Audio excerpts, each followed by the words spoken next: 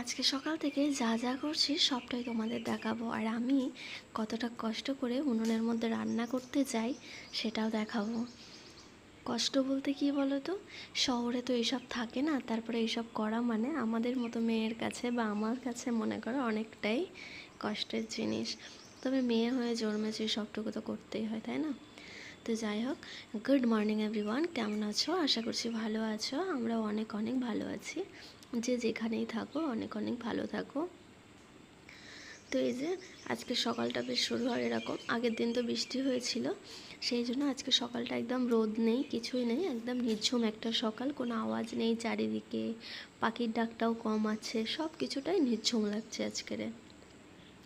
তো ওদেরকে মেয়েকে একটু পড়ালাম আর একটু খাইয়ে এলাম, এসেই দেখো আজকে তোমাদেরকে দেখাই যে আমি উনুনে রান্না করতে আসলে কতটা ধোয়া হয় আর কতটা কষ্ট হয়, তার মধ্যেও রান্না করি। অবশেষে কিন্তু গ্যাসটা দিয়ে গেছে, আমাদের কিন্তু গ্যাস দিয়ে গেছে, আমি তো ভীষণ খুশি হয়েছি।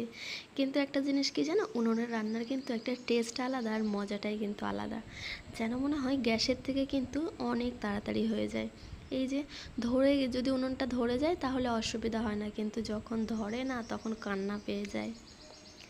এই দেখো, আমাদের এখানে না মাটিও পাওয়া যায় না, আর এই যে টপে মাটিগুলো দেখছো না, এই মাটিগুলো আমাদের এখান থেকে কিনে এনে টপে লাগানো হয়েছে।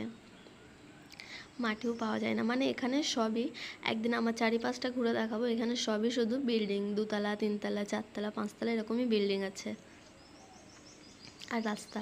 এখানে মাটি সেরকম একটা নেই। তো এই যে হাঁড়িতে পুরো একদম মাটি দিয়ে দিলাম, না হলে তো অনেক কালি হয়ে যাবে, কিন্তু এই মাটিটা তুলতেও কিন্তু অনেকটা কষ্ট হয়। দেখো এমনিতেই ধরাতে পারছিলাম, তার মধ্যে আবার জল পড়ে গেল। তো চলো, ওদিকে তো ধরে গেছে অবশেষে, আর ওদিকে হোক, আমরা এদিকে কাজ করে নিই। এই যে দুটো সবজি দেখছো না, এই সবজিগুলো না আমি আগে পছন্দ করতাম না, যেমন বলতে পারো যে দানা কেন আছে, এই কেন আছে, এরকমটাই ছিল। তো চলো ঝটপট ঝটপট রান্না করে নিই।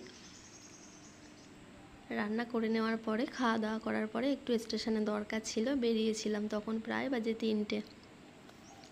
তো এই যে ট্রেনের জন্য অপেক্ষা করছি, আর অবশেষে কিন্তু আমি কাজ মিটিয়ে চলেই আসছিলাম, এসে অটোতে বসেছি, আর আমার একটা ফ্রেন্ডসের সাথে আমার দেখা হয়ে যায়। ও আমাকে আগের দিন বলছিল যে তুমি যে ঈদের দিন মেহেন্দি করেছিলে সেটা কি মেহেন্দি, আমাকে জিজ্ঞাসা করেছিল। তারপরে দেখো ও নিজে মেহেন্দি করে চলে এসছে, ওর সাথে আমার দেখা হয়ে যায়, কি মিষ্টি দেখতে ওকে। তো এই যে গল্প করতে করতে তো বাড়ি চলে এলাম, ক্লান্ত শরীরটাকে যেন একটু বাড়িতে রাখলাম। তারপরে মেয়ের আবদার ছিল, মাম্মা আমাকে তুমি রোল করে দাও। তো আমি ভাবলাম ঠিক আছে, সবসময় তো কিনে খাওয়া হয়, আজকে ফার্স্ট টাইম, আমার লাইফের ফার্স্ট টাইম বাড়িতে একবার ট্রাই করে দেখি, খারাপ হলেও খারাপ, ভালো হলেও ভালো। তো এই যে আর ময়দাটাকে তো একটু গরম জলে একটু নুন টুন দিয়ে ভালো করে মাখিয়ে নিচ্ছি। আমি সত্যি কথা বলতে আমি কোনো দিনও করিনি, বাট আজকেই লাইফের ফার্স্ট টাইম করছি, জানি না কেমন হবে, যেমনই হোক কমেন্ট করে জানাবে যে কেমন হয়েছে। তো এই যে পুরোটা কিন্তু বেলে নিয়েছি, আর এর আগে একটা না তাওয়াতে করেছি, এই জন্য তাওয়ার কালারটা এরকম হয়ে গেছে। আগে একটা করে আমি দেখলাম যে কেমন হচ্ছে, না বেশ ভালোই হয়েছে, দেখো একদম।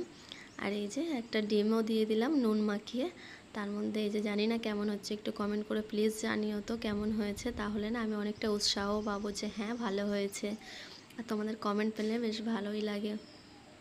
তো এদিকে লঙ্কা পেঁয়াজ কুচিয়ে নিয়েছি, টমেটো সস মশলা সব কিছুই কিন্তু রেডি করে নিয়েছিলাম, বেশ কিছুটা লঙ্কা দিয়েছি, আমারগুলোই, মেয়েরগুলোই দেবো না। তো এই যে কেমন হয়েছে কমেন্ট করে জানিও কিন্তু। তো চলো, সবাই ভালো থাকো, অনেক অনেক ভালোবাসা, সবাই ভালো থাকবে সুস্থ থাকবে যে যেখানেই থাকো।